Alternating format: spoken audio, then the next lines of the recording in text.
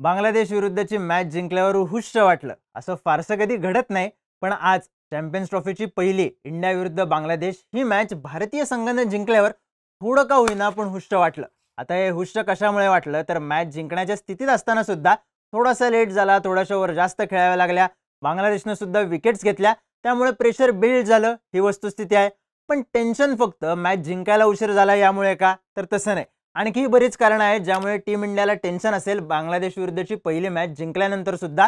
या मॅचमध्ये नेमकं काय काय घडलं, इंडियन टीमला टेन्शन कशामुळे आहे, कुठल्या स्पेशल मोमेंट्स होत्या, कुठल्या गोष्टींची भीती वाटली पाहिजे, या सगळ्याबद्दलच या व्हिडिओमधून बोलू.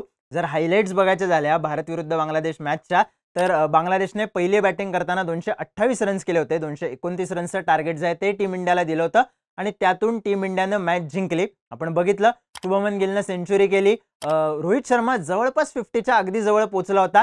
श्रेयस अय्यर चांगली सुरुवात केली होती पण तो फार वेळ टिकला नाही. के.एल. राहुलने मात्र गिलला चांगली साथ दिली. कोहलीकडून जशी अपेक्षा होती तसा खेळ झाला नाही. बॉलिंगमध्ये बघितलं तर शमीनं कमबॅक करत पंजा खोललाय. पण टीम इंडियाची बॉलिंग जेव्हा सुरू होती तेव्हा सगळ्यात जास्त दोन गोष्टींची चर्चा होती. एक म्हणजे अक्षर पटेलची हुकलेली हॅट्रिक आणि दुसरी गोष्ट म्हणजे तोहित हृदय आणि जाकर अली या बांगलादेशच्या दोन बॅट्समननं केलेली 6व्या विकेटसाठीची पार्टनरशिप. या सगळ्याच गोष्टींबद्दल या व्हिडिओमध्ये बोलूयात. सुरुवात करूयात आपण टीम सिलेक्शन पासून, कारण टीम सिलेक्शनमध्ये रोहित शर्मा जेव्हा टॉससाठी आला, टॉस पडला आणि त्यानंतर त्याला टीमबद्दल विचारण्यात आलं तेव्हा त्याने एक धक्कादायक स्टेटमेंट केलं. त्यांनी सांगितलं वरुण चक्रवर्ती आणि अर्शदीप सिंग हे टीमच्या बाहेर असतील, जडेजा आणि मोहम्मद शमी टीममध्ये खेळतील. आता जर आपण विचार केला तर बुमरा नाहीये टीममध्ये, त्यामुळे अर्शदीप सिंग मोहम्मद शमी सोबत भारताचा मेन बॉलर असेल अशी चर्चा होती. पण हर्षित राणाला पहिल्या वनडेसाठी म्हणजे पहिली जी चॅम्पियन्स ट्रॉफीची पहिली मॅच होती बांगलादेश विरुद्धची त्याच्यासाठी संधी देण्यात आली. आणि दुसरी गोष्ट म्हणजे वरुण चक्रवर्ती बाहेर. तुम्हाला आठवत असेल इंग्लंड विरुद्धची जी सिरीज झाली वन डे सिरीजमध्ये चक्रवर्ती एकच मॅच खेळला, पण T20 सिरीजमध्ये त्यानं कडक परफॉर्मन्स केला, प्लेअर ऑफ द सिरीज होता. बुमराच्या अनुपस्थितीत विकेट टेकिंग बॉलर असे एक वरुण चक्रवर्तीची ओळख झालेली. मिस्ट्री स्पिनरचा एक टॅग त्याला चिकटलेला आहे, त्याचा कुठेतरी त्याला फायदा झाला होता. पण चक्रवर्ती सुद्धा टीममध्ये नव्हता आणि हरदीप सिंग सुद्धा टीममध्ये नव्हता. हरदीप सिंग ICC टुर्नामेंट्समध्ये चांगला खेळत आलाय. 2024चा T20 वर्ल्ड कपमध्ये तो टीम इंडियासाठी हायेस्ट विकेट टेकिंग बॉलर होता. बुमरापेक्षा 1 का 2 विकेट त्यानं जास्त घेतल्या होत्या. पण चॅम्पियन्स ट्रॉफीमध्ये तो टीममध्ये नाहीये. कदाचित वन डे फॉर्मॅटमध्ये त्याला कधी खेळवतील हे आपल्याला बघावं लागेल. पण एक विषय त्याच्यात असा पण आहे की बॉलला फारसा स्विंग नव्हता, त्यामुळे कदाचित हरदीप सिंगला पहिल्या मॅचला बाहेर ठेवला असेल असं आपण म्हणू शकतो. पण टीम मधल्या दोन मेन अपडेट या होत्या की शमी आणि कुलदीप यादव यांच्यावरच भर दिला होता रोहित शर्माने. त्यातल्या शमीने आपल्यावरचा विश्वास सार्थ ठरवला आणि 5 विकेट्स घेत पंजा खोलत टीमला चांगला बूस्ट मिळवून दिला. 228 वर रोखता आलं बांगलादेशला. याचं सगळ्यात मोठं कारण मोहम्मद शमी होता. त्यानंतर आपण जर टॉस बद्दल बोलायचं म्हणलं तर टॉस जिंकला बांगलादेशनं आणि त्या टॉस बद्दल महत्त्वाची गोष्ट म्हणजे भारत या चॅम्पियन्स ट्रॉफीच्या पहिल्या मॅचचा टॉस हरला. एवढ्यापुरता हा टॉस मर्यादित नाहीये. टॉस बद्दल आपण 2 अँगल किंवा 3 अँगल्स आहेत ते समजून घेतले पाहिजेत. पहिला अँगल म्हणजे 2023 ची वर्ल्ड कप फायनल होती तेव्हापासून हा सलग 11वा टॉस आहे किंवा 2023च्या वर्ल्ड कप पासूनचा हा 11वा टॉस आहे सलग जो वन डे मध्ये टीम इंडियानं हारलेला आहे. त्यामुळे या गोष्टीमुळे कुठेतरी रोहित शर्माचं टीम इंडियाचं टेन्शन वाढू शकतं. सलग 11 टॉस हरलेले आहेत. नेदरलँडच्या नावावर हा रेकॉर्ड आहे. त्यांनी सुद्धा वन डे मध्ये सलग 11 टॉस हरले होते. टीम इंडियानं त्या नकोशा रेकॉर्डची बरोबरी केली आहे. सलग 11 टॉस आता रोहित शर्मा किंवा टीम इंडिया सुद्धा वन डे मध्ये हरली आहे.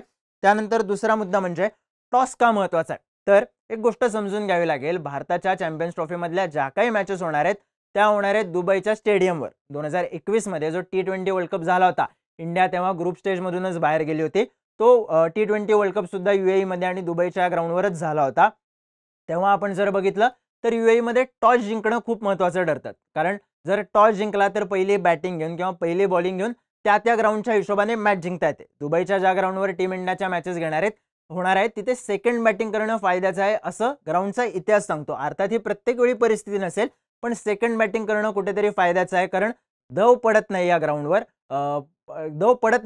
असं सांगितलं जातं. त्यामुळे तो सुद्धा मुद्दा विचारात घ्यावा लागतो. पण जर अचानक दव पडलं तर सेकंड बॅटिंग करणं खूप सोपं जाऊ शकतं. पण पूर्णपणे सेकंड बॅटिंग करणं सोपं आहे असं नाही. त्यामुळे टॉस जिंकणं महत्त्वाचं ठरणार आहे. हाच टॉस जिंकण्यात रोहित शर्मा अपयशी ठरला, त्यामुळे कुठेतरी थोडीशी का होईना पण काळजी वाढणार आहे. त्याच्यानंतरचा मुद्दा म्हणजे रोहित शर्मा टॉस हरल्यानंतर म्हणाला की आम्ही जर टॉस जिंकलो असतो तर आम्ही अशी ही पहिली बॉलिंगच घेणार होतो. आता याचा दोन बाजूंनी विचार आपण केला पाहिजे.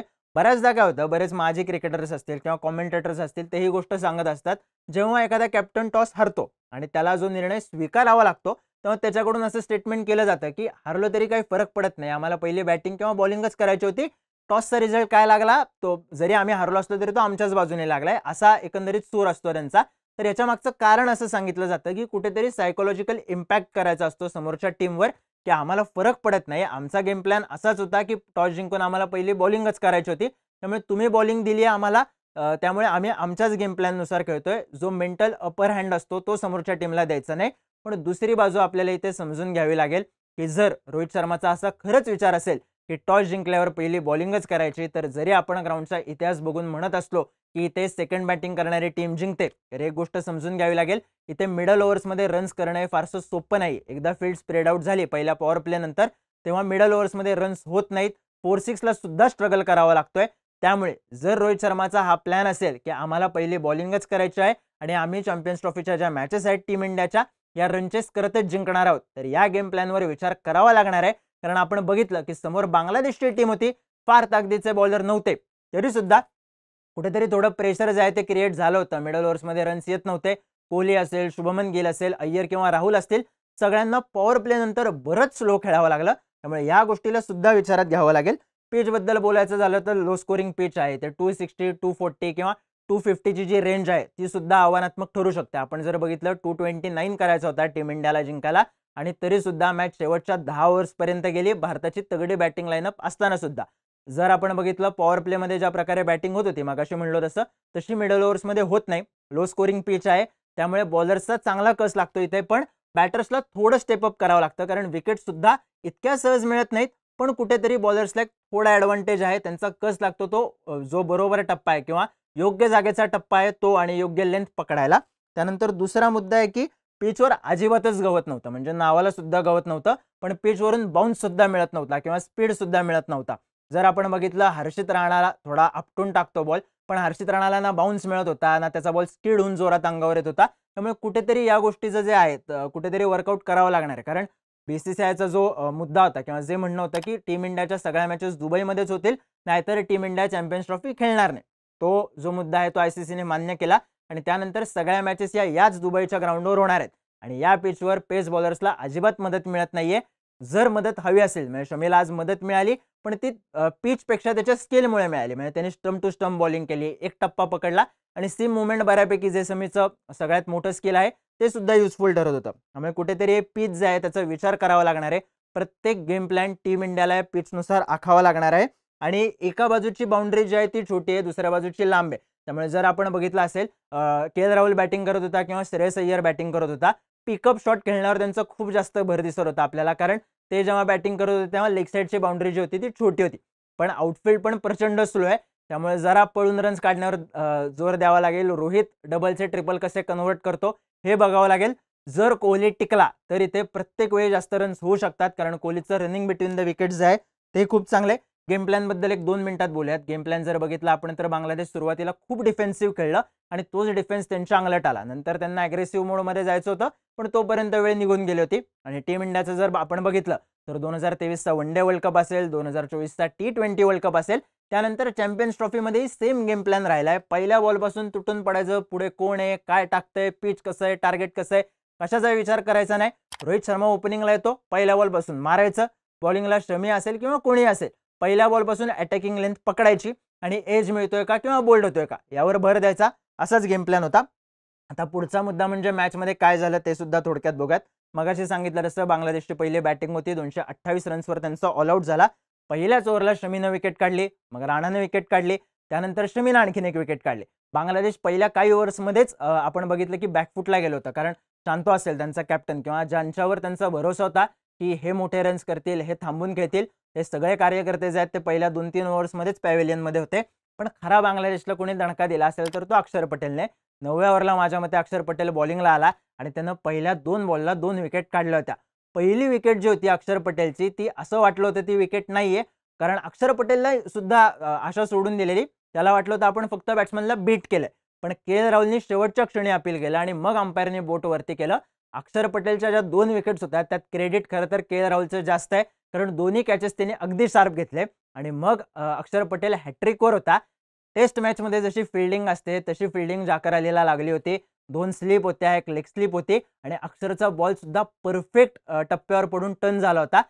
रोहित शर्माच्या हातात कॅच सुद्धा गेला, पण रोहितकडून कॅच सुटला आणि अक्षर पटेलची हॅट्रिक जी आहे ती हुकली. जर खरं तर तो कॅच सुटणं हे फक्त अक्षर पटेलच्या हॅट्रिकसाठीच महत्त्वाचं नव्हतं. त्यावेळेस बांगलादेशचा स्कोअर 32 रनवर 5 विकेट होता. जर ती विकेट गेली असती जाकर अलीची तर तो 32 रनवर 6 विकेट झाला असता आणि कदाचित टीम इंडियाला बेस्ट चान्स होता बांगलादेशला 50च्या किंवा 100च्या सहज ऑल आउट काढायचा. याचा फायदा नेट रन रेटमध्ये झाला असता. एकदा आठवण करून देतो, चॅम्पियन्स ट्रॉफीमध्ये प्रत्येक टीम जी आहे ती लीग स्टेजमध्ये 3 मॅचेस खेळणार आहे. प्रत्येक मॅचचे 2 पॉईंट्स मिळतील. आता टीम इंडियाला 2 पॉईंट्स मिळालेत, पण जर पुढे असं काही होऊ नये, पण पुढे मागे गणितं बिघडली तर नेट रन रेट प्रचंड महत्त्वाचा ठरणार आहे. त्यामुळे जो चान्स होता बांगलादेशला लवकर खोलायचा तो टीम इंडियाकडून मिस झाला. पण इंटरेस्टिंग गोष्ट बांगलादेशच्या इनिंगबद्दलची ही आहे की 9व्या ओव्हरमध्ये अक्षर पटेलने विकेट काढल्या. त्यानंतर जवळपास 36 ओव्हर बांगलादेशनं एकही विकेट टीम इंडियाला दिली नाही. तौहिद हृदय असेल किंवा जाकर अली असेल यांनी 154 रन्सची पार्टनरशिप केली 6व्या विकेटसाठी. जवळपास 36 ओव्हर हे दोघं टिकून होते. बऱ्याचदा असं आलं की 63 बॉलचा एक गॅप पडलेला, म्हणजे जवळपास 10 ओव्हर्सपेक्षा जास्त, की बांगलादेशला एक पण बाउंड्री मारता आली नाही. पण या दोघांनी कुठंच घाई केली नाही, निवांत राहिले, खेळत राहिले आणि ह्याचा फायदा झाला की बांगलादेशला एक आपण म्हणू शकतो सन्मानजनक स्कोर जो आहे 228चा तो मारता आला. हृदयाबद्दल बोललो पाहिजे. 25 वर्षांचं पोरग आहे. क्रॅम्प्स येत होते त्याला खेळताना, प्रेशर होतं. कारण एकतर लिटन दास, शाकिब अशी ज्यांची सवय झाली आपल्याला बांगलादेशच्या टीममध्ये बघायची ते प्लेयर्स नव्हते. पण हृदय खरंच खूप चांगला खेळला. सेंचुरी केली त्यांनी, अडखळत होता थोडाफार. किंवा जाकर अली असेल. जाकर अली सुरुवातीला जर तुम्ही बघितलं तर हार्दिकचे बॉल त्याला कसे खेळायचे हे कळत नव्हतं. जो पहिला बॉल तो खेळला इनिंगचा, जो शार्पली टर्न झाला त्याच्या राईट हँड पासून, तेव्हापासून तो लेग स्टंपच्या थोडं बाहेर थांबायला लागला. त्यामुळे अक्षर पटेल जेव्हा जेव्हा लेग स्पिन करत होता, बॉल जेव्हा स्टंप पासून बाहेर जात होता ऑफ साईडला, तेव्हा तेव्हा तो थोडी रूम घेऊन खेळत होता. याचा फायदा त्याला झाला. त्याने सुद्धा चांगला स्कोर केला. 154 रन्सची पार्टनरशिप झाली. पुढे जाऊन जेव्हा ते पॅनिक झाले तेव्हा त्यांच्या हातातून मॅच गेली, कारण शेवटच्या ज्या 5 विकेट आहेत त्या अगदी थोड्या अंतरात पडल्या. पण हृदयचं खरंच कौतुक केलं पाहिजे, जाकर अलीचं पण कौतुक केलं पाहिजे की त्यांनी मॅच जरा बघण्यासारखी तरी ठेवली. आता त्यानंतर टीम इंडियाच्या बॅटिंगबद्दल बोलू. टीम इंडियाच्या बॅटिंगबद्दल बोलायचं तर रोहित शर्माबद्दल बोलावं लागतंय. गडी आला पहिल्या ओव्हरपासूनच त्याने दाखवून दिलं होतं की मी मारून खेळणार आहे. कारण तो तिसऱ्याच बॉलला स्टेप आउट झाला होता. तिसऱ्याच बॉलला त्याने सांगितलं होतं की सुट्टी नाहीये. 2023च्या वन डे वर्ल्ड कपच्या फायनलला जसा मी खेळत होतो तसाच मी खेळणार आहे. आणि रोहित तसंच खेळला. 41 रन्स केले रोहित शर्मानं 36 बॉलमध्ये. कुठेतरी एक परत माइलस्टोनचा मुद्दा आला. माइलस्टोन आल्यावर रोहित आणखीन अग्रेसिव्ह झाला. त्याच नादात विकेट गेली. पण जो स्टार्ट हवा होता टीम इंडियाला तो रोहित शर्मामुळे मिळाला. रोहित शर्माचे 41 रन्स का महत्त्वाचे होते ते सुद्धा सांगतो. आपण बघितलं बांगलादेश पहिल्या 10 ओव्हर्समध्येच बॅकफुटला गेलं होतं आणि टीम इंडिया मिडल ओव्हर्समध्ये, म्हणजे टीम इंडियाची बॅटिंग आल्यावर मिडल ओव्हर्समध्ये बॅकफुटला गेली. कारण पॉवर प्ले जसा संपला, फील्ड स्प्रेड आउट झाली, तसं रन्स करणं इथं अवघड जाते, गॅप मिळवणं अवघड जाते, डबल ट्रिबल सिंगलवरच भर द्यावा लागतोय. ते सगळं टाळता आलं आपल्याला. प्रेशर आलं नाही आपल्यावर, कारण रोहित शर्माने 41 रन्स मारले होते. बांगलादेशला पहिल्या 10 ओव्हर्समध्ये त्यानं बऱ्यापैकी बॅकफुटवर ढकललं होतं. रोहित थोडा टिकला असता, 50च्या पुढे गेला असता तर गेम आणखीन थोडी लवकर संपली असती. गिलबद्दल काय बोलायचं, गिलने सेंचुरी केली. खरं तर गिलची आत्तापर्यंत त्याने 23 50 मारल्यात वन डे क्रिकेटमध्ये आणि त्यातली सगळ्यात स्लोएस्ट 50 होती. पण गेमची गरज होती, टीमची गरज होती, त्यानुसार शुभमन गिल खेळला आणि त्यानं 50 मारली पहिली आणि त्यानंतर त्याचं 100मध्ये कन्व्हर्जन सुद्धा केलं. 100 होताना श्रेयस अय्यर आउट झाला, कोहली आउट झाला, रोहित आउट झाला, अक्षर पटेल आउट झाला, मग के राहुल आणि तो सोबत होते. पण गिल कुठंच पॅनिक झाला नाही. त्याने त्याच्या पिकअप शॉटवर भर दिला. त्यात गिलचा पूल असेल किंवा हुक असेल हा प्रचंड भारी आहे. ज्या प्रकारे तो पूल मारत होता शॉर्ट पिच बॉलवर, खरंच खतरनाक मारत होता. आणि त्यात जर गिलच्या बॅटिंगमध्ये तुम्ही बघितलं तर तो कमरेपासून बॅट वर उचलतो आणि पूल करतो. त्याला गरज पडत नाही आणखीन वरनं उचलायची किंवा पिकअप शॉट म्हणता येईल त्याला पूलपेक्षाही. तो पिकअप शॉट खतरनाक खेळत होता. सेकंड टिअरमध्ये बॉल मारत होता गिल, इतकी ताकद लावून, ते पण लॉंग बाउंड्री असताना. गिल नंतर कोहलीबद्दल बोलावंच लागेल. कोहलीची सुरुवात प्रचंड स्लो झाली. असं झालेलं की बाबा पहिला रन कर, नंतर पुढचं पुढं बघता येईल. पण कोहलीने पहिला रन केला, त्यानंतर तो चांगला स्टेडी सुद्धा झाला होता. 1-2 फोर पण आलेल्या त्याच्या बॅटमधून. पण कोहली यावेळी फसला लेग स्पिनला. जर तुम्ही इंग्लंड विरुद्धच्या वन डे मॅचेस बघितल्या असतील तर आदिल रशीदच्या लेग स्पिन समोर कोहली फसत होता, तिथे रिशादने त्याची जागा घेतली. खरं तर कोहलीची जी विकेट होती, बरेच जण असं म्हणत होते की त्याचं अंग एका साईडला पडलं किंवा त्याचा बॅलन्स राहिला नाही. पण जर बारकाईनं बघितलं तर कोहलीच्या विकेटमध्ये आपल्याला दिसून येतं की तो बॉलच्या थोडा जवळ थांबला होता. त्यामुळे मागे सरकत त्याने रूम बनवायचा प्रयत्न केला, पण तिथे बॅलन्स गणला आणि थोडक्यात विकेट गेली. ती विकेट गेली नसती तर अर्थात मॅच लवकर संपली असती. गिल आणि कोहलीची एक मस्त पार्टनरशिप बघायला मिळाली असती. अय्यर तसा चांगला खेळला पण थोडीशी घाई झाली. अक्षर पटेलला 5व्या नंबरवर बढती मिळाली होती. पण त्याला जो स्पार्क आहे ज्याच्यासाठी त्याला ओळखलं जातं हिटचा, पण ती हिटिंग त्याला देता आली नाही. पण ठीक आहे, पहिलीच मॅच आहे. अक्षर पटेलवर आपण बॅटर म्हणून फार अवलंबून नाहीये. त्यामुळे अर्थातच अपेक्षा आहे तो पुढे जाऊन चांगला स्कोर करेल किंवा जो चान्स त्याला मिळतोय वरती खेळायचा तो कन्व्हर्ट करेल. के.एल. राहुल पुन्हा एकदा चांगला खेळला. थोडीशी भीती होती की जेव्हा शुभमन गिल 100च्या जवळ पोहोचला होता की के.एल. राहुलच मॅच संपवेल का, कारण त्याने मोठे शॉट खेळायला सुरुवात केली होती. पण तसं झालं नाही.